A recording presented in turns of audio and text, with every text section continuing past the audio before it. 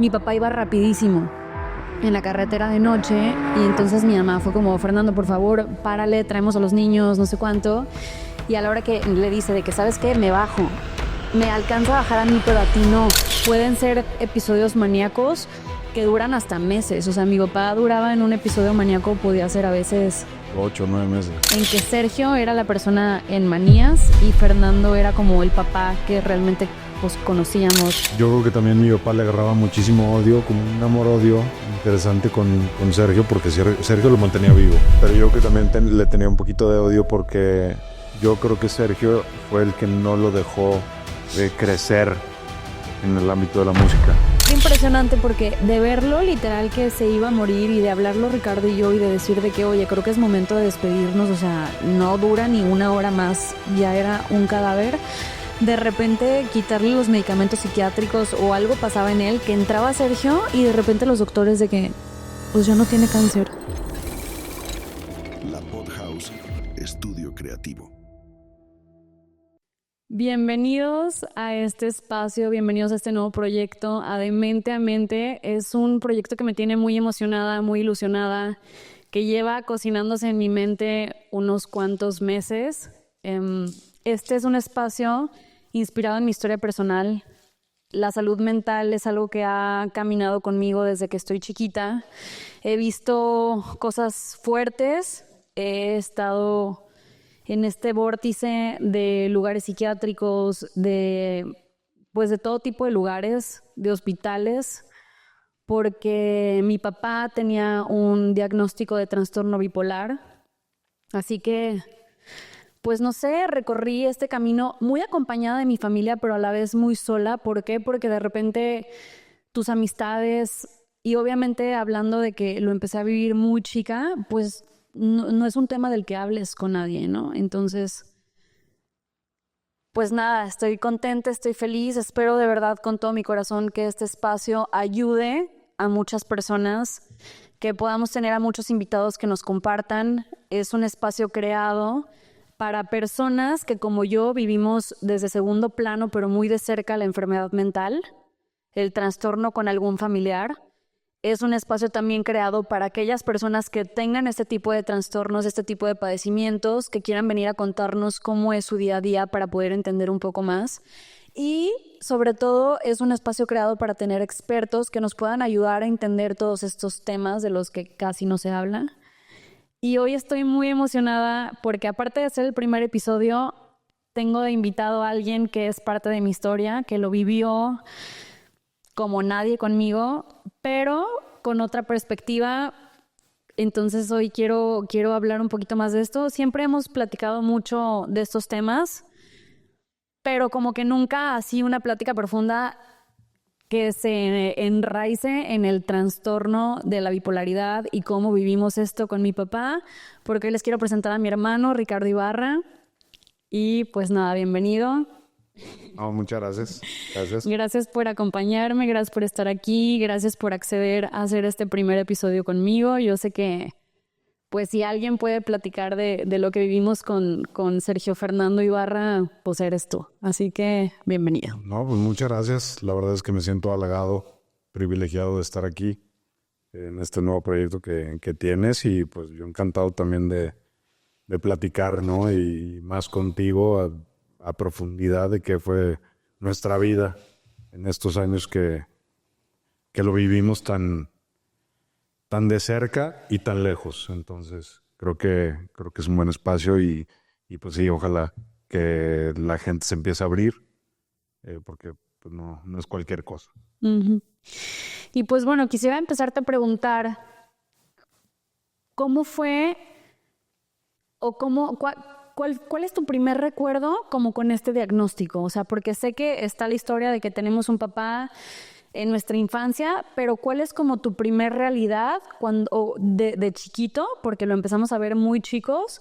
¿Cómo te topas con este, ni siquiera diagnóstico, porque aún no sabíamos que era un trastorno bipolar, pero pues empezaban a ver ciertas locuras y ciertas cosas? Entonces, ¿cuál es como tu primer recuerdo con esto? Híjole, creo que el primero fue en un viaje, no recuerdo bien en dónde, pero pues yo empezaba a escuchar y pues a esa edad, digo, creo que fue a los 6 años, pues eres una esponja. Y mi mamá empezaba a decir de que no, pues es que tu papá se fue para arriba, entonces como que yo no lo entendía muy bien, pero como que sí agarraba, ¿no? Que esas etapas en donde mi papá pues era una persona en otra revolución. Entonces pues yo también, pues con la inocencia de un niño, pues como que todo lo dejaba pasar, pero también no sabía qué tanto estaba viviendo mi mamá, qué tanto estabas viviendo tú, pues al final de cuentas los años, bueno, tú eres más grande, entonces pues yo nada más de escuchar como que iba percibiendo ciertos comportamientos que luego fueron tomando camino y me hicieron mucho más sentido, ¿no? O sea, creo que si le tengo que poner un momento fue, si mal no recuerdo, Manzanillo, en donde ya hacía locuras. ¿No te acuerdas tú? Pensé que te estabas refiriendo a un viaje que hicimos. No me acuerdo si fue a Acapulco o a Cancún. Que nos bajamos mi mamá y yo de una camioneta en una carretera. Sí, puede ser. ¿Te acuerdas de eso? Playa, o sea, algo lo relacioné con playa, sí me acuerdo perfecto, que ya era la noche. Íbamos en un Jeep amarillo, creo que era. Y sí, pues yo nada más pues ve que se empezaron a pelear mis papás y pues ya ustedes se bajaron y yo ya no entendía. Entonces al momento de llegar, pues yo, ¿dónde está mi mamá? ¿Y dónde está mi hermana? Y pues ya. O sea, ese es tu recuerdo. Y ya, sí. Ok. Me puso Tarzán para que me callara y listo. O sea, Ok, porque fue un poco más fuerte de lo que te acuerdas. sí, seguramente. O sea, Sí. digo yo a ese dato. Pero qué chistoso, porque también es como mi primer recuerdo con ver ya de cerca así como una locura, pues, o sea, decir de que qué onda.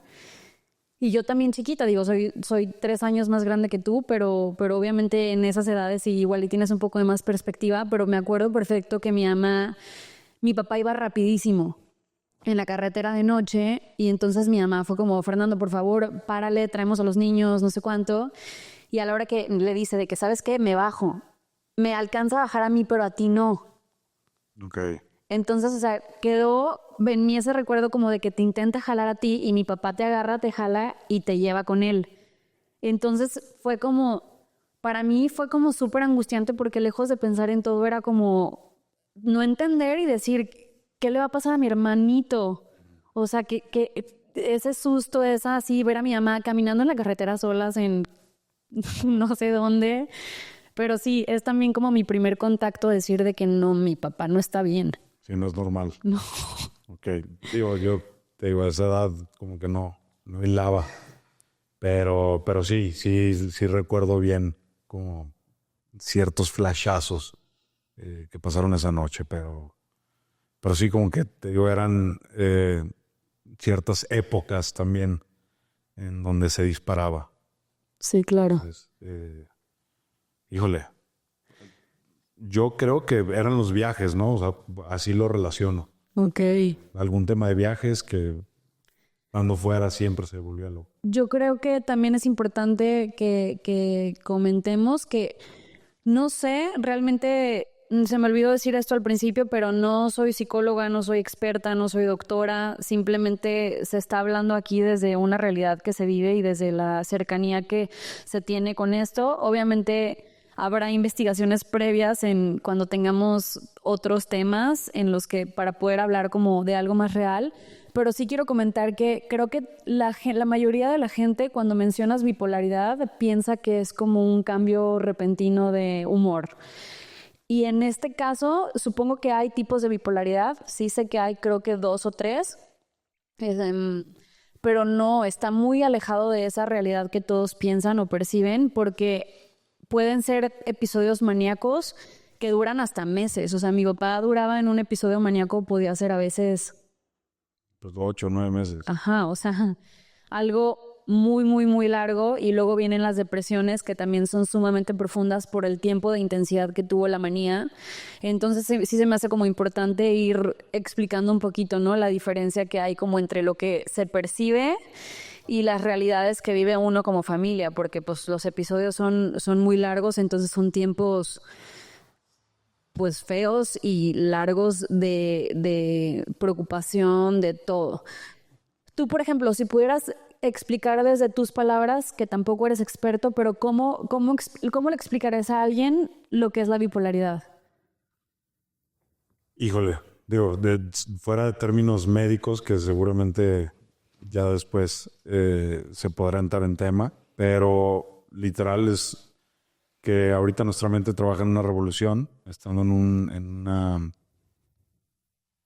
como en una etapa zen. Bueno, es que no, o sea, ni siquiera zen, pues, pero estamos tranquilos, pero ya después la mente, digo, y seguramente los que te vayan a escuchar, pues yo creo que van a saber un poquito más o lo pueden relacionar con alguna otra enfermedad, como la ansiedad, ¿no? Que también la mente, pues en las noches te está dando vueltas, tocas todos los temas, se te ocurren muchísimas cosas y pues es esa velocidad multiplicada por 1000. Sí.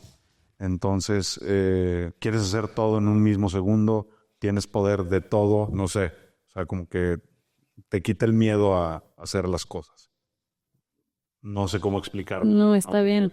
Pues no. Está bien, porque siento que de repente cuando le preguntas a un experto te puede dar como que en términos muy médicos o muy teóricos lo que es, y siento que esta es también la necesidad que encontré de dar como explicaciones más humanas y más reales y más, sí, con ese toque humano, ¿no? De decir, pues puede ser de esta manera. Si pudieras describir con una palabra lo que fue crecer como en esta familia, ¿cuál escogerías y por qué? Privilegio, ¿no? Al final de cuentas siempre me siento agradecido porque tú ves a mis papás y son totalmente diferentes. Mi mamá, una persona mucho más pensante o más tranquila en muchos aspectos. Mi papá, 1000 revoluciones. Pero siento que eso también es parte de nuestro callo, por así decirlo, o de nuestro aprendizaje no sé, lo que nos ha hecho lo que somos el día de hoy. Personas tranquilas, que pensamos las cosas varias veces antes de actuar. No sé, yo me siento privilegiado en ese aspecto, porque puedo entender las dos partes, ¿no? Como los dos mundos, tanto de mi mamá y de mi papá. Una parte tranquila y otra revolucionada. Entonces, no sé, creo que eso me ha servido bastante en todos los aspectos que he pasado en mi vida, ¿no? Afuera de la familia, pues también han sido fuertes, pero como que siempre verle el lado bueno a las cosas. Y no sé, o sea, me siento agradecido. Nosotros teníamos un término, mi papá se llamaba Sergio Fernando. Y no sé desde cuándo empezó como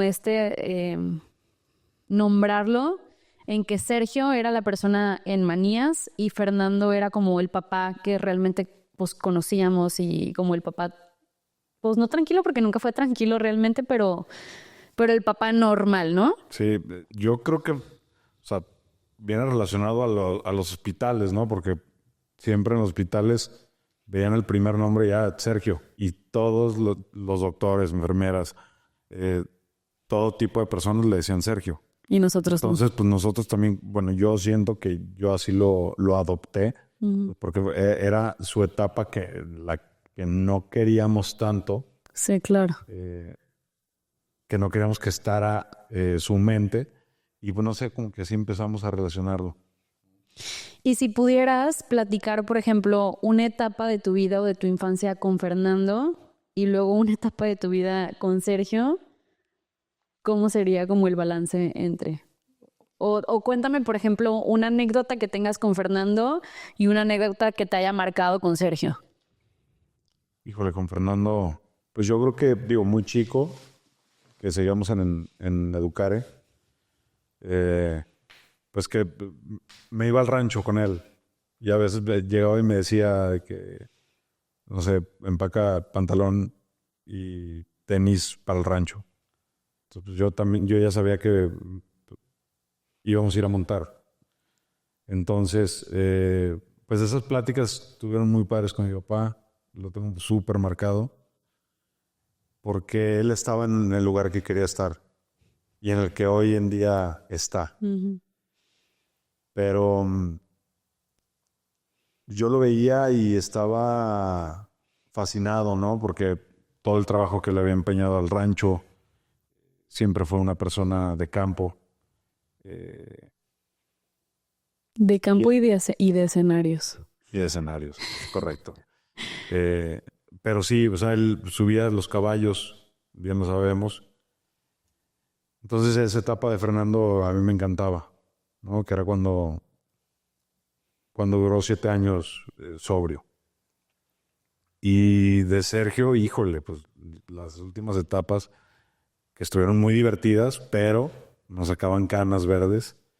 Ya al final, ¿no? Que, híjole, hay una anécdota en específico que estábamos comiendo Santos y yo, ahí en Naya, en Providencia, y que él llegó en un estado terrible, queriendo hacer todo, queriendo salir de peda, pidiendo todos los tequilas del mundo. Llegó en unas fachas increíbles, regalándonos cosas, traía 1000 zapatos para Macarena. O sea, híjole, eso la verdad me estresaba muchísimo. Yo siempre como que fui muy, muy paciente con él, pero no sé, que si quisiera comer el mundo en un segundo.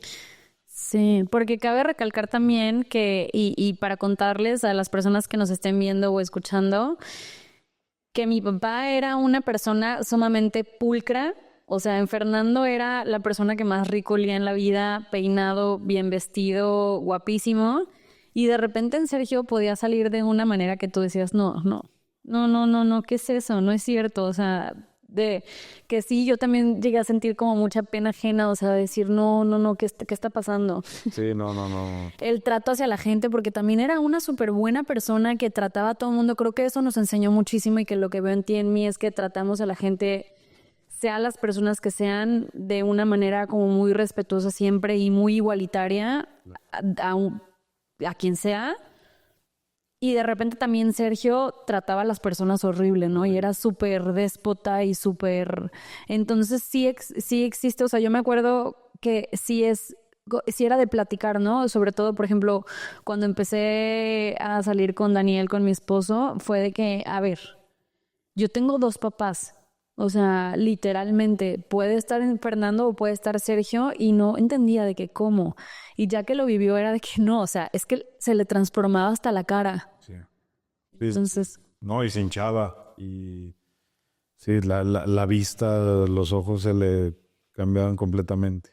Sí. Entonces, digo, la verdad es que cosas muy divertidas de ambos, ¿no?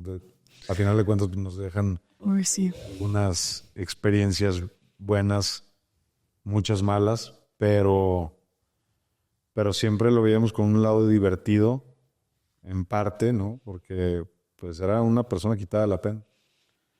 Sí. Entonces, sí, como dices, el trato con las personas, pues mi papá, o sea, Fernando, siempre era el más respetuoso con los meseros, por ejemplo, que eso yo que marca muchísimo a la gente. Sí. Y cómo tratas a un mesero es cómo tratas en general a todas las personas.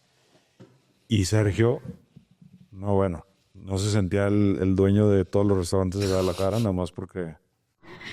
Ay, no, sí. Entonces... Sí, hay muchísimas anécdotas y muchísimas historias fuertes. A mí la verdad es que a mí sí me costó muchísimo trabajo, Sergio. O sea, yo sé que a muchos, por ejemplo, de mis personas más cercanas, que también lo lidiaron muchísimo, es como, ay, pues es muy divertido en un principio, ¿no? Cuando va así como como escalando a la manía, pero para mí, como hija y como igual y una versión femenina, o sea, sí era súper fuerte el verle los ojos y saber que ya iba para allá, que siempre decíamos de que ya va para Disneylandia. Disney y ya viene Sergio. Ajá, de que, uy, nos hablábamos por teléfono de que, híjole, creo que ya viene Sergio. Y sí, para mí fue muy fuerte, o sea, y ahora que ya no está, como que pienso muchísimo en las veces que pensé en muchas de sus manías, pensar de que ya, o sea, por favor ya, ¿por qué sigue aquí? Porque no era como un desearle obviamente la muerte o ver, sigue siendo una de las personas que más marca, que más amo, que más me enseñó, que más todo en mi vida, pero era desgastante verlo a él y ver el entorno, ver cómo se iba desgastando y ver a lo que podía llegar, ¿no? O sea, el peligro, las miles de cosas que sucedieron. Me encantaría poder entrevistar algún día a Miguel, a su oncólogo, porque a mí se me hace súper fuerte que mi papá vivió 3 tipos de cáncer, que empezó con lengua posterior, después fue próstata y terminó en páncreas. Pero era impresionante porque de verlo literal que se iba a morir y de hablarlo Ricardo y yo y de decir de que, oye, creo que es momento de despedirnos, o sea, no dura ni una hora más, ya era un cadáver. De repente quitarle los medicamentos psiquiátricos o algo pasaba en él, que entraba Sergio y de repente los doctores de que, pues ya no tiene cáncer. Sí. ¿Cómo? Era, no sé, era bien fuerte, ¿no? Sí, porque, a ver, al final de cuentas él lo buscaba. Él siempre trató de hacer todo lo malo para hacerse mal. Y pues ahí le daban otra oportunidad, ¿no? De, a ver, haz más desmadre. ¿Qué más nos espera? Pero a mí lo que se me hace súper interesante, y sí esto serían temas como para platicarlos con algún experto, pero por ejemplo, creo que sé que en el trastorno de la personalidad múltiple, una de las personalidades, por ejemplo, puede tener diabetes y las otras no. O viceversa, una personalidad no tenerla. Y realmente haciéndose estudios de que dices, ¿qué tan fuerte es la mente? Sí. ¿Qué tan importante es, no? Por eso muchas terapias alternativas o medicina alternativa dice que todo lo puedes curar realmente reprogramándote. O sea, y estas son, creo que para mí, como las señales más fuertes de que si una en tu mismo cuerpo, una de las personalidades está enfermo de algo y otra no, o sea, se me hace impactante. Sí, impactante. No, y aparte, bueno, hablando específicamente de mi papá, todo lo que hacía en Sergio no se acordaba a Fernando, ¿no? Porque literal como que no lo vivían en ese momento. Entonces, yo creo que también mi papá le agarraba muchísimo odio, como un amor-odio interesante con Sergio, porque Sergio lo mantenía vivo. Sí. Como dices, pues si uno no puede tener, o sea, si es posible que uno tenga la enfermedad y el otro no. Sergio era la persona más sana del mundo. Pero yo creo que también le tenía un poquito de odio porque yo creo que Sergio fue el que no lo dejó crecer en el ámbito de la música, ¿no? Como despegar. Pues por los temas, por lo que también él vivió en esa etapa, que fue la pérdida de mi Quique. No sé, o sea, como perder la OTI de esa manera, ¿no? Que prácticamente la tenía ganada. Sí. Entonces también él como que no se dejó solito, o sea, no se dejó por su misma personalidad de Sergio. Y como que también yo creo que le tenía odio. Pues sí. En ese sentido. Aparte siento que mi papá se basaba muchísimo en las emociones. O sea, si te fijas, cuando había una emoción extremadamente fuerte era cuando le explotaba a Sergio. O sea, como que tenía, como dices, tenía que salir Sergio al quite, ¿no? De decir, ponerse como ese bloqueo emocional o no sé, un modo de supervivencia súper extraño, pero sí. Realmente a mí de repente me daba miedo cuando había como ciertas cosas fuertes que yo sabía que le iban a pegar. Por ejemplo, cuando te atropellaron. O sea, para mí el hablarle y avisarle, porque me río porque por el chiste local, pero o sea, estuvo muy fuerte. Estuvo muy fuerte y estuviste en peligro y esa noche fue muy caótica. Y me acuerdo de yo tener que ser la que le habló y mi papá estaba en Tijuana, en Tecate, en una boda. Y sí se puso mal. No pudo viajar, creo que como en 2 días porque se le bajó la presión muchísimo. Y Parte hipertenso. no, pues es que Súmale. todo. No, nada más todo. Sí, sí, sí. Y y sí, es que no era real. O sea, los doctores a mí me acuerdo que Miguel me decía, es que no puede ser posible cómo tu papá hace todo mal y todo le sale bien. Exacto.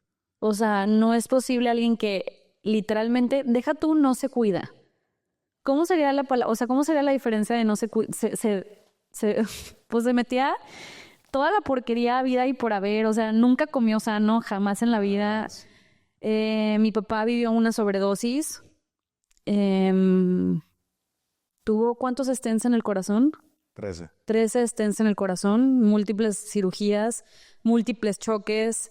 No, o sea, era de verdad una montaña rusa cada que estaba en manía de no saber si nos iban a hablar que estaba muerto, ¿no? Y fue eso, por ejemplo, me acuerdo cuando le dio la manía del 2011, si no mal recuerdo, cuando grabó a Nueva Zelanda, que huí.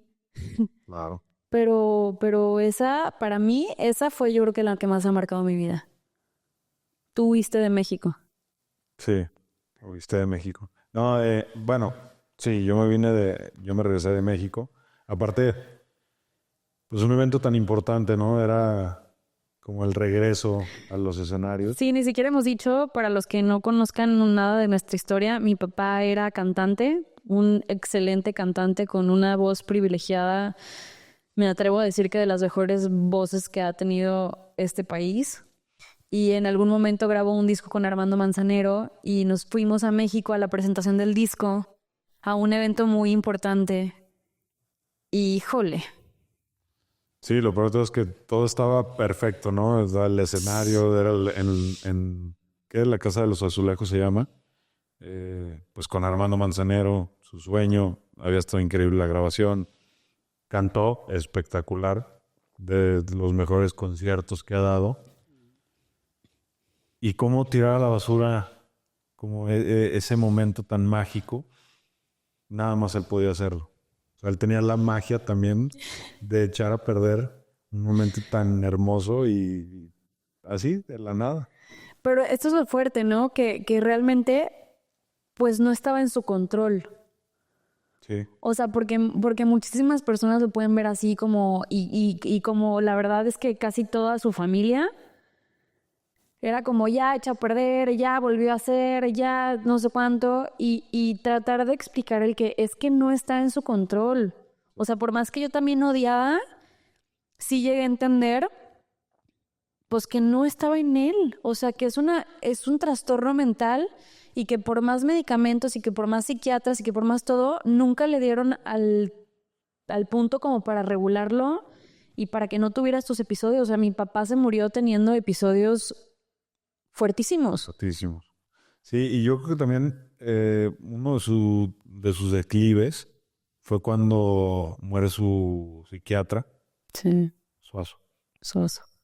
Y pues ahí ya no confiaba en nadie más, ¿no? Como que mi papá, digo, y esa parte creo que yo también la saqué, que te casas con una persona, ¿no? Confías 100% en una persona. Y mi papá ya no quiso confiar en nadie más. Y a todos los psiquiatras los pendejeaba, a todos los hacía menos, ¿no?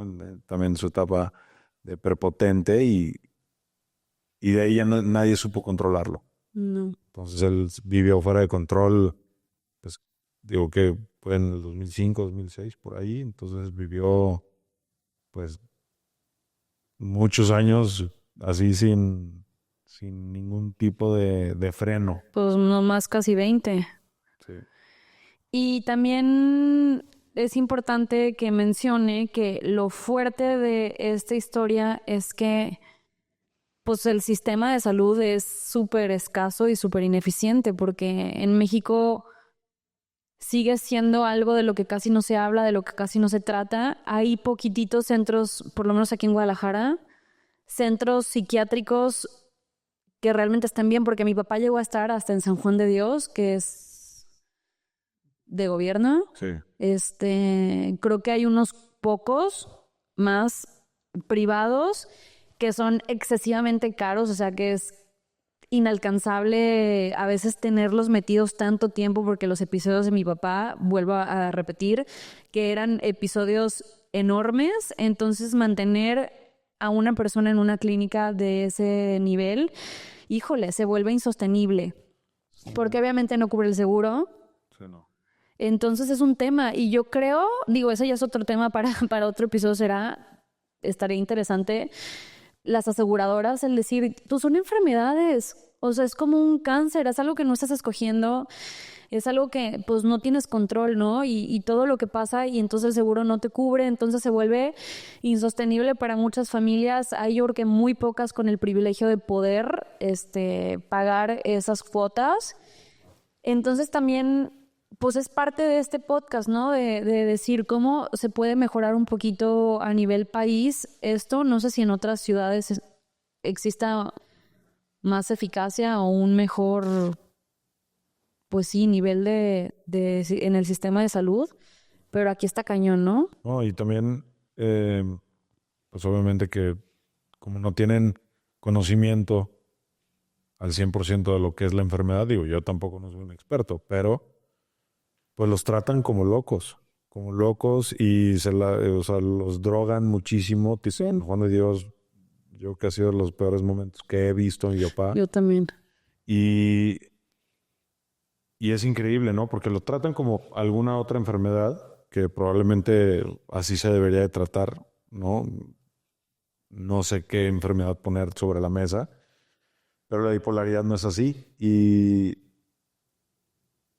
mi papá pues se escapaba también de todos esos lugares, y por eso tienen a la gente pues dopada y Amarrada. amarrada. O sea, lo que eras. Era una cárcel, lo cual. Yo también me acuerdo, y es algo que he platicado mucho, de decir, una de mis peores momentos o de mis como imágenes más traumáticas fue que entramos al psiquiátrico a verlo, y para mí fue lo peor. O sea, nunca obviamente le recrimino absolutamente nada a mi mamá, porque si me hubiera tocado otra mamá, no sé si yo estaría en esta posición de estar hablándolo sanamente, o si me hubiera perdido de alguna manera por estar viviendo como todas estas experiencias. Pero sí, para mí entrar al San Juan de Dios y ver todo el contexto, híjole, es de mis imágenes que digo, no, que se borre. Aparte ves a los demás, ¿no? Sí, claro. Y mi papá no está así. ¿Y por qué lo tienen tratándolo como otras personas? Y digo, no es por hacer menos, ni mucho menos. Sí, no. Pero, pues no sé, como unas instalaciones deplorables y no sé, o sea, también es de los momentos más oscuros que he visto a mi papá. Sí, ahí vamos, ¿no? Porque al final de cuentas, creo que tratan a todos como muy parecido, sin diagnosticar realmente, ¿no? Porque sé que hay medicamentos para ciertas cosas, para otras cosas, y no siento que ni siquiera que les hagan como un diagnóstico para saber qué darles a cada uno, para saber cómo controlarlos. Entonces a todos los tienen amarrados, bueno, a los que son como agresivos o que tienen como estos periodos de manías o hipomanías. Y sí, qué fuerte, porque pues pobrecitos, ¿no? Al final de cuentas no están recibiendo como un trato adecuado, se me hace súper poco humanista. Y a mi papá tuvimos que dimos con una clínica de rehabilitación, que al final yo creo que mi papá ni drogadicto ni alcohólico. O sea, mi papá tomaba y se llegó a drogar en sus periodos de manía. En sus periodos normales, ¿no? Oh, y bien lo decía mi mamá. A ver, tu papá no tomaba. Obviamente, nada de drogas. Entonces, también lo que lo llevó a eso era el medio en donde estaba. Ajá. Es muy fácil caer en eso. Pero no. O sea, era una persona totalmente fuera de vicios. Y pues igual y también por caerle bien a alguien o por llevarse bien a alguien, con alguien, perdón, pues terminó cayendo y pues mi papá era también una persona muy adictiva Es lo que te iba a decir. a los dulces, a las papas, a los cacahuates, al refresco, A las emociones. a las emociones. Al sexo, o sea, todo lo que implicara emociones fuertes, mi papá era adicto a. O sea, eso sí, por supuesto. Sí tenía esta personalidad súper adictiva. Pero el punto es que termina en un centro de rehabilitación en el que pues están muy especializados como en adictos, ¿no? Y en tratarlos como adictos. Entonces, para mí siempre fue un tema el decirles, pues es que no, o sea, nunca mi papá va a mejorar mientras lo metan a anexos, porque llegaba a dar anexos de lo mal que se ponía. O sea, no era posible tenerlo en ningún otro lado y estoy de acuerdo que, no sé si la palabra es como estar de acuerdo. Me duele mucho ahora pensar, sobre todo ahorita que ya no está y que vimos como todo este proceso de su muerte y todo, pero sí, nunca me voy a culpar de nada, obviamente, sé que no soy culpable de absolutamente nada, pero sí entra de repente como esta como angustia de decir, ay, pues no sé si fue lo mejor, pasó demasiado tiempo en esos lugares. Sí. Pero digo, también yo que va a sonar un poquito egoísta, pero era cuando nosotros estábamos más en paz, por también nos metió a esa ruleta, o a esa montaña rusa de emociones. Y al final de cuentas nosotros era cuando más tranquilos estábamos, porque sabíamos en dónde estaba. Sí. Si estaba afuera, como dijiste hace un ratito, no sabíamos si nos iban a hablar y... Totalmente. Oye, estamos aquí. Que al final por eso caímos en eso, ¿no? El estar acudiendo a este lugar, porque al final de cuentas lo querían.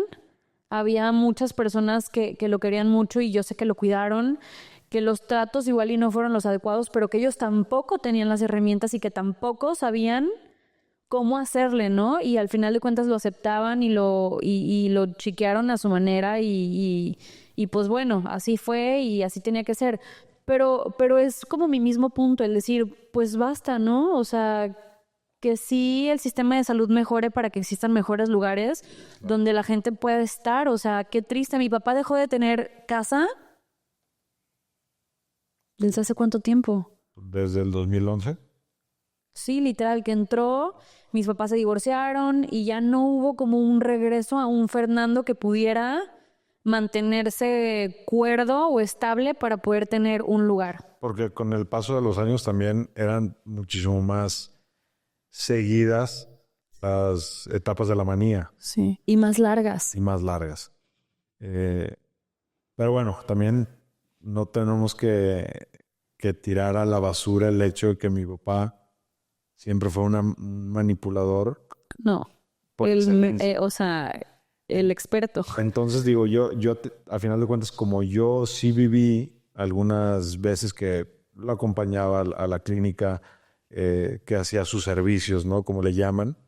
Mi papá era, o sea, una de las personas más importantes dentro de esa clínica y de las más queridas. Sí. Entonces mi papá, recuerdo que también nos llegaba y nos quería como meter a la cabeza, me pegan, me tratan horrible, no me dan nada de comer. Y al final de cuentas a mi papá iban y casi le daban... de comer la boca, claro. O sea, es como, ok, también tenemos que analizar ese punto. No, sí, por supuesto, por supuesto. De acuerdo de que, pues sí, ahorita y más que no está es... Te cuestionas, ¿no? Sí. O sea, a mí me pasa que de repente me cuestiono de ¿qué pudo haber sido diferente? O sea, sin cambiar la historia, porque ni siquiera la cambiaría. O sea, de verdad puede sonar muy loco, pero me gusta quién soy, me gusta en lo que nos convertimos. Hoy, por eso este proyecto existe. Me gusta que esté súper inspirado en él y que sea como... Y no saben, antes de empezar, era todas las noches preguntarle que papi, ¿sí? ¿Lo hago? ¿No lo hago? está bien, o sea, como que dudar, pero siempre sintiendo como por ti y por los que estén en tu situación y en los que estén en nuestra situación como hijos o como familiares, como mamá, como papá, lo que sea, pues creo que sí es importante este tipo de espacios. Y pues nada, no sé, Fíjate que, o sea, yo voy a agregar un poquito que igual yo estoy muy agradecido por por lo que soy hoy en día. No me arrepiento de absolutamente nada, ¿no? De lo vivido, de lo aprendido, porque obviamente me abrió la mente a siempre hacer un análisis, ¿no? De las situaciones por las que pasamos. Y siempre tomar las cosas de manera positiva, porque cuando mi papá estaba en su mejor etapa, siempre fue como, pues también una parte de la clínica, ¿no? Que, a ver, gracias a Dios, y pide esto, y si lo decretas, se te va a cumplir, y cosas así, que, que hoy las agradezco, y hoy por hoy somos los que somos. Hoy por hoy eres la mamá perfecta, ¿no? Para estos dos muñecos, ¿no? Entonces, pues me quedo tranquilo. Y más por cómo fue también su despedida. sí. Que, pues, fuiste pues, la persona más importante para él en ese momento. Pues yo creo que todos, ¿no? Todos, pero tú lo viviste más pues, literal en tu casa. Fíjate que eso sí me quedo como muy tranquila, que siento que fue la única manera que pude tener un buen cierre, porque si me hubieran avisado en la clínica de que, oye, pues tu papá se murió, híjole, no sé qué hubiera sido de mí o de mi proceso, y tuvimos la oportunidad que salió, él estaba en clínica, estaba encerrado, sale un día a comer y a la hora que lo veo traía mucho dolor y lo llevamos al hospital y ya del hospital pasó a vivir en mi casa y eso le agradezco también muchísimo a Daniel, que fue la persona que me dijo de que, oye, ¿sabes qué? Pues ya los doctores nos dijeron que ya traía metástasis y que ya no tenía como mucho tiempo. Y mi papá al no tener una casa fue de que se venga a la casa, o sea, que se muera en la casa. Y sí fue algo que hasta que platiqué con doctores, decía de que pues es que mis hijos chiquitos y el proceso. Y me acuerdo que Miguel, el oncólogo, me dijo, no hay nada mejor que vas a poder hacer en tu vida y te lo juro que no te vas a arrepentir.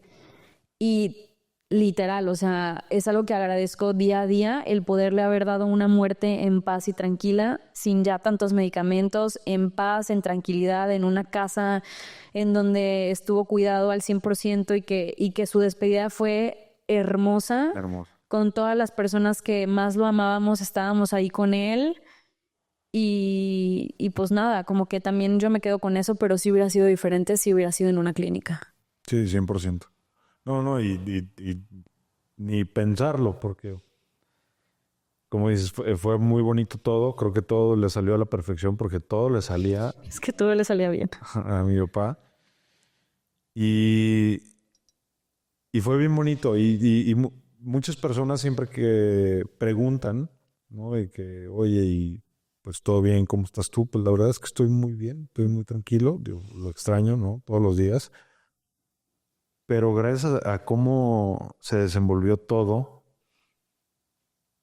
porque todo se cumplió tal y que quiero esto si me hacen un velorio, quiero alcohol, quiero música, quiero que nadie se vista de negro. Todo le salió perfecto. Todo lo escogió. Éramos la única capilla, ¿no? Entonces pudimos hacer Una fiesta. una fiesta, Sí, su despedida fue una fiesta. lo que quería, tal cual, Sí, ¿no? Con su mariachi, con sus músicos, sí. tocando y rindiéndole tributo. Entonces, pues se ha convertido en uno de los momentos más importantes o que más me han marcado por lo mismo, ¿no? Que fue la despedida perfecta y cada que puedo veo videos rindiéndole tributo a mi papá. Sí, Entonces, qué bonito.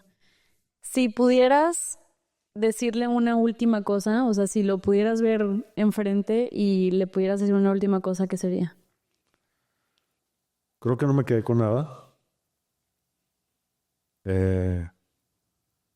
Porque ya ves que nos hacía listas, ¿no? Pero vete tranquilo. Se lo dije varias veces. Entonces yo que se lo pudiera volver a repetir. Vete tranquilo, que aquí estamos bien. Sí. Entonces, cuando yo realmente solté, fue cuando le pregunté, ¿te arrepientes de algo? Y que volteó y de nada y lo volvería a hacer. Listo. Ya, ahí como que mi cuerpo también se relajó. Me sacó una sonrisa porque chistoso. Sí. Y no sé, lo volveré a repetir. Vete tranquilo, estamos muy bien y estamos preparados. Sí. Entonces, Ay, Rich, pues gracias por haber compartido este espacio, por haberte abierto, por haber contado cosas de él.